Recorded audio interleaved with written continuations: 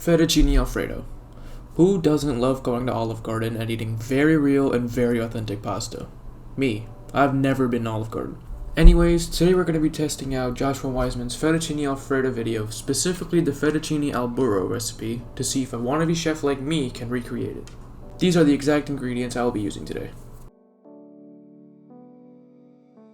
Now before we do anything, I'm just going to grate my cheese first. Here I have about a pound of Parmesan cheese. I've never actually grated cheese before and I didn't know how hard it would be. Tried for about 15 minutes I think, and eventually I kind of just started giving up. But then I just started using a food processor, so that worked a lot better. Now I'm a little confused on how much cheese is required in this recipe because I looked on the website and it said 2 cups or 250 grams. I ended up getting a pound of actual Parmesan and grated it, so I'm guessing I got way more cheese than I needed to. But anyways, after we get our cheese grated, we're gonna get about 16 cups of water and we're gonna bring it to a boil. I put a lid on it to make it boil faster. Since my family is filled with carnivores, we're actually just gonna add some chicken. First I just oiled the pan, set it to medium-high heat, but we have to season it first, so I just did a little bit of salt and pepper, and then once my pan was ripping hot, I just added the chicken, spread it out a little bit more, just so it can cook a lot more evenly. Once you see like the little bit of white on the bottom, you just flip it, and once you see like a nice golden brownish color, you're done. I'll just put the rest in a bowl and then put it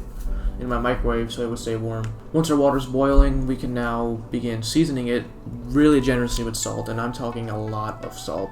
After seasoning, we can add our fettuccine. I added about 16 ounces and cooked it to the package directions. You can give the pasta a quick stir and pretty much cook it till al dente.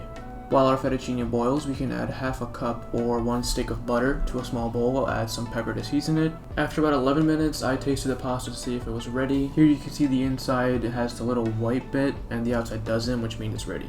Once our pasta's done, we can grab a measuring cup and just grab as much pasta water as possible. I grabbed like a cup. I drained the pasta and then immediately bring the pasta into the bowl with the butter and start mixing vigorously to incorporate the pasta with the butter. Then we can begin adding our grated Parmesan and our reserved pasta water and slowly mixing it together so that we can emulsify their sauce. I started running out of room, so then I just transferred it back to my pot and then seasoned it, taste with salt and pepper. Now I also did something the Italians might not like. I kind of added some more milk because I wanted the sauce to be a little more creamy. I also added some garlic powder. Finally, we can add in our chicken and mix thoroughly so that everything is finally combined.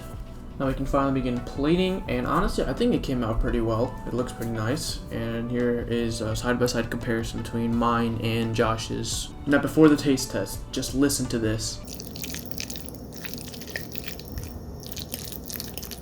Not only does it sound amazing, but it also tastes pretty good too. I'm glad I added the garlic powder, it really adds to the flavor. And I think I might have added a little bit too much pepper, but overall, it's cheesy, the chicken tastes good, and I would definitely make it again. 8 out of 10.